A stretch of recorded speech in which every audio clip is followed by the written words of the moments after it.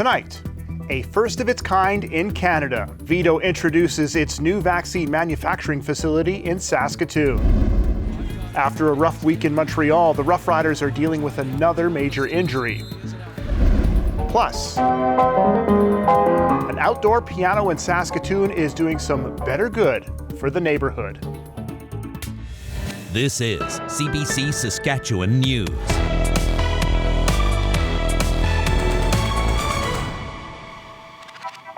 It's Tuesday, June 28th. CBC Saskatchewan News starts now. Hello, everyone, and thanks for joining us. The inability to manufacture vaccines in Canada has been an issue of national concern since the pandemic started. Now, some good news on that front. Today, the Vaccine and Infectious Disease Organization, known as VIDO, unveiled a new vaccine manufacturing facility in Saskatoon. It's the first of its kind in Canada and one of only a few in the world. Sam McKeag was granted a private tour and takes us inside. So now we're just entering the main production corridor for our production. Trina Rissin takes us inside the vaccine center, where scientists will develop and manufacture vaccines. We're anticipating we'll be able to do about 6,000 vials in one kind of day. Wow. Which is more than enough for a single clinical trial. You could do. It's not an active lab yet, but she shows us the sterile spaces with different kinds of pressure and airlocks. Rissin is the Associate Director of Vaccine Development at VIDO, and she's thrilled for what this new space will mean for the future of scientific research. It's located inside VIDO's Level 3 Containment Center on the University of Saskatchewan campus. Director and CEO Volker Gertz says it's unique because they can create all kinds of vaccines, RNA, protein subunit, viral vector, to be used in both humans and animals. And at the same time, it can be done for those potentially more dangerous pathogens for which we require containment, which is why it is in this containment facility. And at max capacity, this facility could produce, if necessary, up to 40 million doses a year. But Gertz says for now, it's not for commercial production. Their focus is on discovery, research, and development, all under one roof. What we call pilot scale, so they allow quick transition from discovery research into clinical trials. And it's really, really exciting and rewarding to see that finally this has now become reality and that soon we'll be able to manufacture vaccines right here at VIDO. VIDO is approved to produce animal vaccines. Those for humans are only approved up to clinical trials, unless there is an emergency, which would require regulatory steps. Virologist Alison Kelvin says this is all a game changer. To have something where we can make a difference, and without vaccine manufacturing capacity in Canada, having that here in my own institution is probably the most exciting point of my career. And she's not the only one excited. Gertz says they've hired 8 new scientists from all over the world in the last 15 months. The $28 million facility expands VIDO's research potential, but not its footprint on campus, which did keep the construction costs lower. It was paid for with combined funding from the city of Saskatoon, the province, and the federal government. Representatives from each level gathered Tuesday afternoon to celebrate the opening. Ladies and gentlemen, this is not only a great day for Saskatchewan, it's a great day for Canada. I would say a great day as well for North America and the world in general. The plan is for this facility to be fully functioning by the fourth quarter of next year. At the same time, VIDO is focused on growing its facility capabilities and acquiring Level 4 containment status. Sam McKeag, CBC News, Saskatoon. Thanks, Sam. Coming up later in the show, Sam will speak to a research scientist who has moved to Saskatchewan because of VIDO's new facility. A person in Moose Jaw is dead after an incident involving one of the city's paratransit buses. It happened in the parking lot of F.H. Wigmore Regional Hospital around noon yesterday. Moose Jaw police say a paratransit rider was injured while being unloaded from the bus, then died later from their injuries. Paratransit serves people with physical or mental challenges. The police and coroner's office are investigating. Saskatoon's largest homeless shelter has been mired in controversy for months. Last week, we reported how a court order forced the head of the Lighthouse out of his job for misusing money.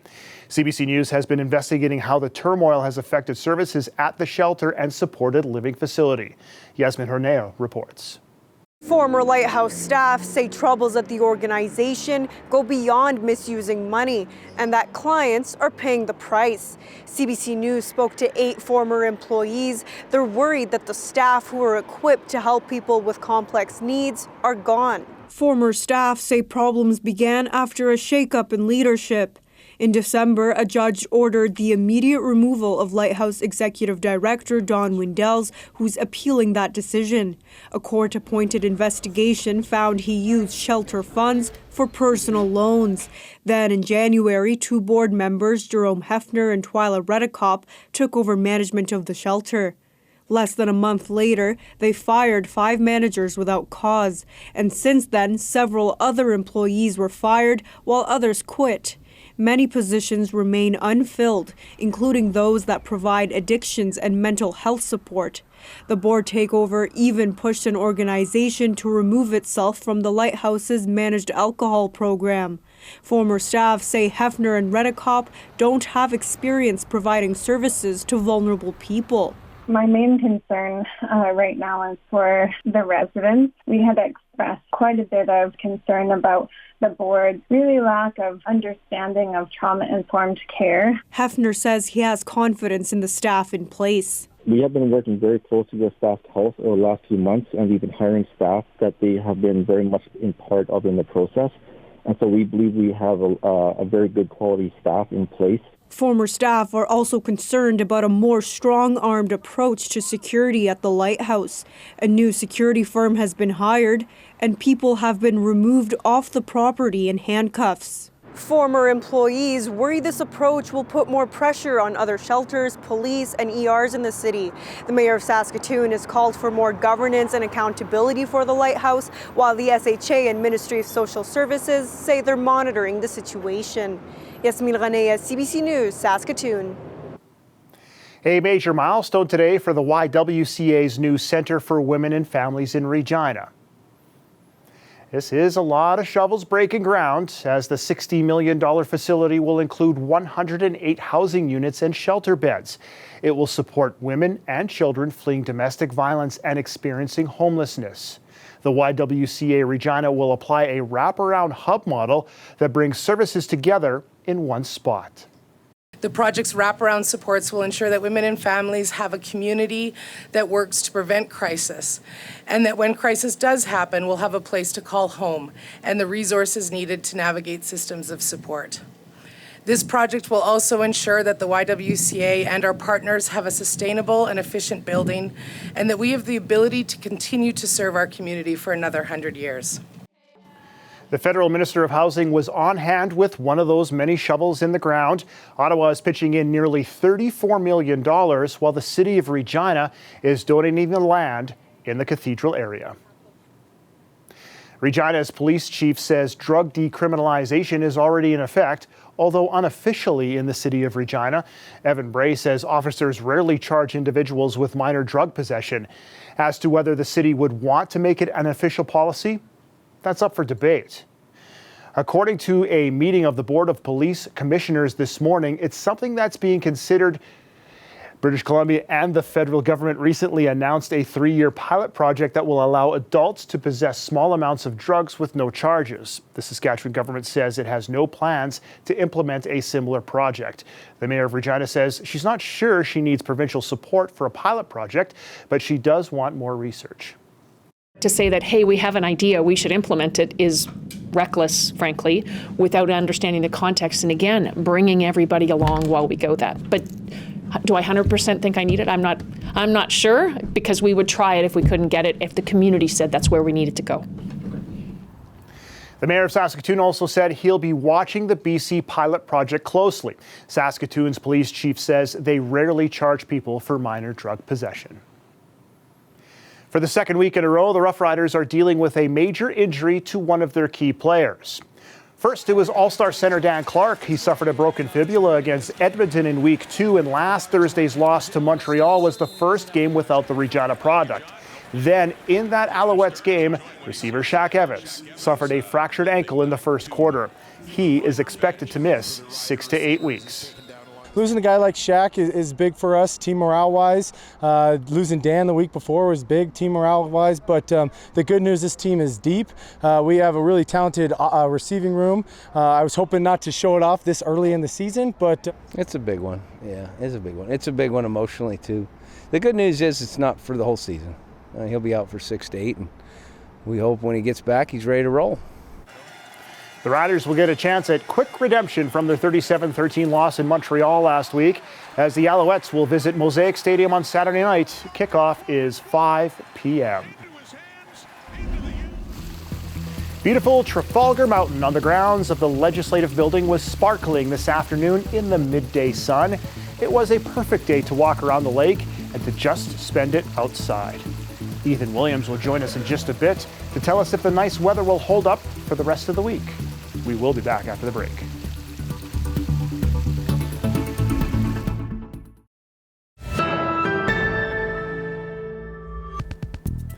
Welcome back.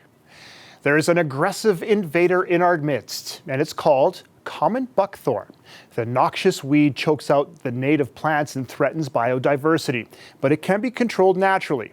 Our camera visited the Saskatchewan legislature to find out more about a pilot project that's battling the buckthorn. So buckthorn is an invasive species. It's an invasive shrub. It sprouts up earlier in the spring than some of the other species that we have here. So it's leafing out, it's taking up some nutrients and sunlight, water before other plants have a chance to establish.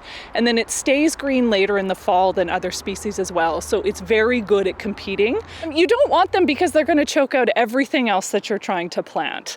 They will take over the area that they're in.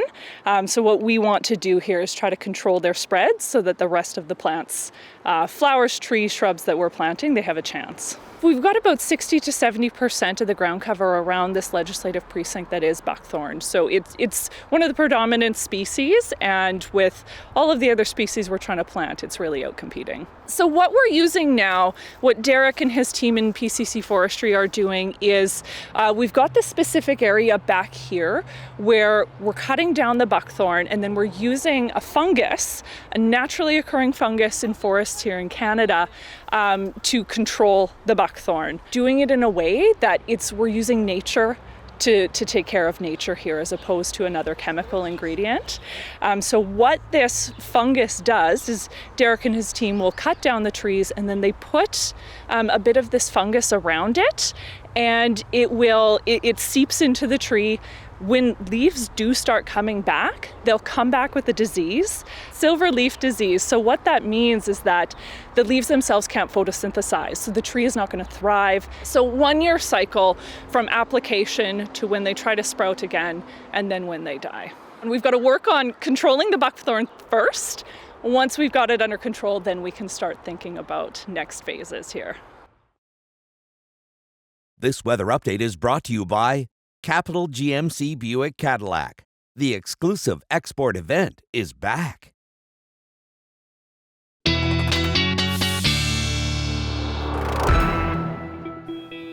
Ethan's here with a look at the weather. Another nice day in the books. His kids are either getting ready for summer holidays or on summer holidays. So wish we were on summer holidays. Yeah, it would be nice. But it looks like there could be a little bit of a change coming. Yeah, that's right. The first few days of summer holidays for the kids could be a little unsettled. But for right now, pretty nice evening across the province. Temperatures hovering mostly around 20 degrees. Some warm air moving in from Montana, which is seeping into southwestern Saskatchewan this evening. Temperatures still around 25 in places like Maple Creek and Cornack. Everyone else around 20, including in Regina and Saskatoon and Prince Albert right now. But our temperatures really going to go through quite the change depending where you are over the next 24 hours or so. Tonight, we're all going to drop down to relatively the same temperature. But come tomorrow, that warm air resurges in the southern part of the the province, but the central region will see a big difference in temperatures. We get close to 30 degrees in places like Regina, Swift Current, down toward Estevan,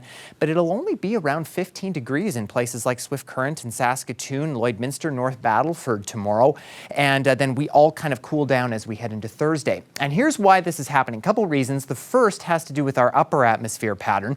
We have this big low pressure system in, or upper low in the north, and that's going to be sliding southward a bit and bringing some cooler temperatures our way. We have this broad upper ridging in the south, and that's going to spill some warmer temperatures into the south part of the province. And then as we get into Thursday, much of the province will be under the influence of that low pressure system as it starts to seep southeastward. And then we have what's happening at the surface level, and this low pressure system in Alberta is going to start to move its way eastward, and we're going to get some showers in the central part of the province tomorrow. The south, including Regina, could see some rain tomorrow morning, but then it clears as we get to the afternoon, and it's mostly the central region that's going to pick up showers. That low moves out, and then come Thursday, we're left with just some lingering showers early in the morning, and then we do clear out as we get into the afternoon. Now, generally between 5 and 10 millimeters with this system moving in tomorrow. Places like Melfort and Prince Albert likely picking up the most. Saskatoon only maybe around 5 millimeters south of there. Regina, Swift Current, Weyburn, Estevan, really not going to get much from this system. And there is a thunderstorm threat associated with this. The most severe could be in the southeast part of the province, in places like the Parkland region down toward Estevan as well. But I think the most threats will be in Manitoba tomorrow. Winds do pick up overnight still. We'll see gusts in the middle of the night, close to 50 kilometers an hour in Swift Current. And then they really pick up in the south tomorrow as the central part of the province is getting rain. Gusts could be close to 60, especially in the southwest. And then they shift eastward as we head into Thursday, and some pretty breezy conditions for Thursday as well. In Regina, we will see those breezy conditions, including tomorrow. We will see thunderstorm risk, again, probably non-severe, but getting close to 30 degrees. Breezy conditions stick around Thursday. Nice day for your holiday Friday, and then some rain builds in through the rest of the weekend, but temperatures will remain in the mid-20s. Some storms possible tomorrow as well in Saskatoon. Northwest gusts up to 50 kilometers an hour. And then as the days start to all kind of blend together, Dan, it looks like we're starting summer not too, or July not too badly. Not too badly, but nowhere near as hot as it was last year. Yes, that's right. This was the heat dome time of year last year. Yeah, it was borderline miserable. Didn't care for it. Yeah, not great. All right, thanks, Ethan. You're welcome. This is believed to be the tallest mural on the planet. It's being added to a downtown building in Calgary as a part of an annual street art festival in the city. It took about a week to just sketch the design on the wall, and the German artist behind the work has 3 assistants to help get it done. They've had to contend with the wind and the rain while creating the towering artwork. We'll be back with more after the break.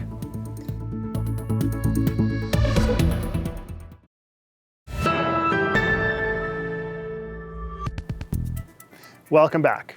Earlier in the show, we told you about VIDO's new vaccine manufacturing facility opening up in Saskatoon.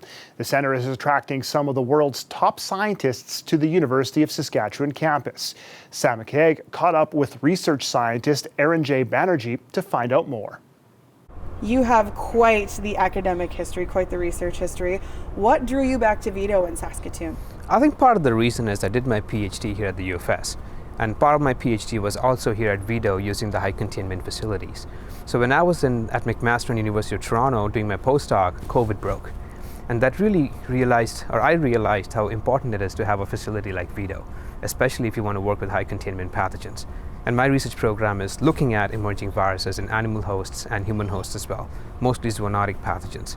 And I think this is the best place, certainly in Canada, and definitely one of the top in the planet to do emerging pathogens. You couldn't have known in 2018 when you were finishing your PhD, studying coronaviruses and bats, what was going to happen in the world and how important that research would become. What have you learned over the last 2 years through what you knew before this even happened? I think one thing we knew for certain was there are coronaviruses in wildlife reservoirs, especially bats, that could make their jump into humans. And we've known this for over a decade before COVID-19. What we now know is viruses are extremely unpredictable, and humans or scientists are extremely unprepared in terms of dealing with these viruses. And hopefully what we are trying to do with my colleagues here at VIDO is change that moving on. We want to be prepared for the next one. This new facility is opening up, How will this aid your research, and what are you hoping that you'll be able to achieve with it? So VIDO is going to be Canada's Centre for Pandemic Research. And part of that process is hiring some of the best scientists globally. Like I moved from Ontario, I've got colleagues who moved from Switzerland, there are colleagues coming from in Europe. So I think what's going to be important is bringing in all the talent and using the facility to its full potential, including the large animal facility we've got. So VIDO is moving towards fundamental discoveries on the bench, translating that into animal models, so doing a vaccine trials, and then bottling it for human trials, all in the same facility. I can't name of any other place in Canada where my research program could do that. What will this kind of opportunity do to draw other brilliant scientists to Saskatchewan? That's a very good question. So if you look at my team, for example, my postdoctoral fellow in my lab is a PhD trained from McMaster University. The PhD student in my lab, she did a master's degree in Scotland. So we're already attracting students, some of the brightest students from across the planet. And that's all because of what we have here at VIDO. The facility we've got, the infrastructure we've got, and what we're going to have in the next 5 years is essentially what drew me and my research program and my trainees to VIDO. What will the expanded capacity do to help your research? I think one thing we are looking at are animal colonies. So we study bats, and we're going to have bat colonies moving on. We want to study why bats shed these viruses, what's causing stressors in bats, and what's causing them to shed pathogens that's now spilling over into mammals such as humans. And certainly the big animal model or the animal colonies is a huge pull for me. What are you most looking forward to once this is open and everything is in production mode? Science, science, science. We'll take our science and we'll translate it to directly impact humans, not just in Saskatchewan, not just Canadians, but global population as well. That was research scientist Aaron J. Banerjee speaking with Sam McKeag at the VIDO Vaccine Development Center.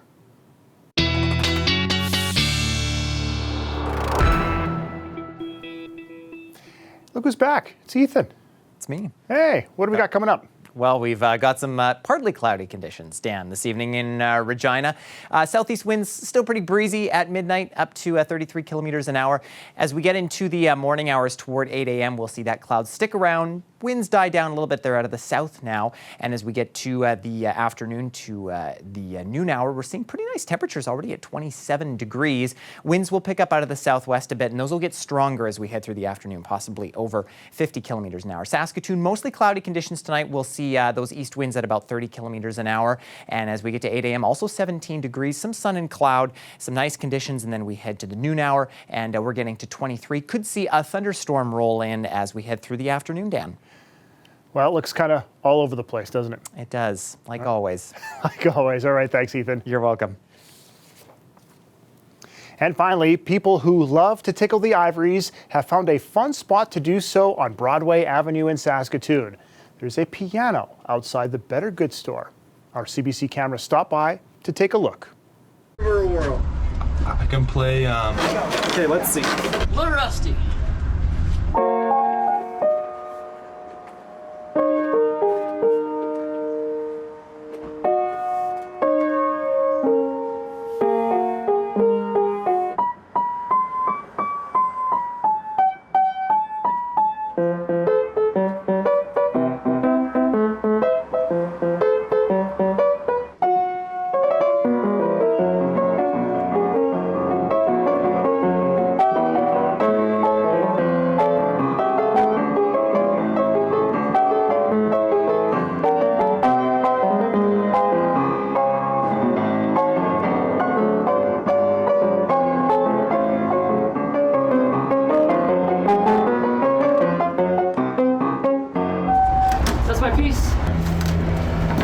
Thank you. Yes, thank you. Have a good day. Bye-bye.